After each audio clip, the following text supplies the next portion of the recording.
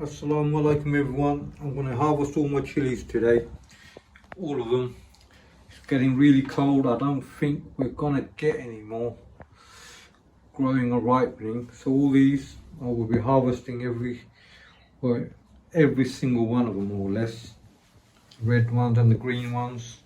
Going to keep all the ripe ones for seed. And what I'm going to do, I will be also chopping off the leaves and everything to overwinter them. I'm not going to put them in a smaller pot. I'm just going to leave them how they are, and I'm going to just trim off all the leaves and everything. And also, it's been a very bad couple of weeks that we've had. A lot going on in the world.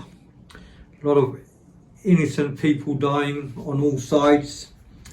And like I said, we should always be with the people who are being oppressed and all the innocent civilians that are paying for their lives, especially in Palestine.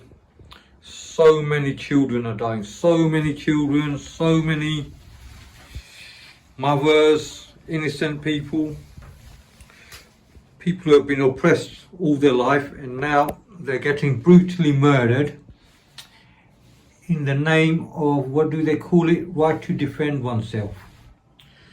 So I'd just like to say, all these politicians and the media who are backing the slaughter of all these innocent people in Palestine, shame on you, shame on you. What we need is a ceasefire. We need a ceasefire so that at least they have a chance to get out of that hellhole wherever they can. And sad to say, this is just like, I don't know, some of the videos I've been seeing on TikTok and WhatsApp, especially the small children being killed, is just depressing. Just hope and pray the world gets back to how it was, and it's a better place for everyone. Doesn't matter what colour, what religion, everyone just wants a good life for them and themselves. And we will always stick by the people who are being oppressed.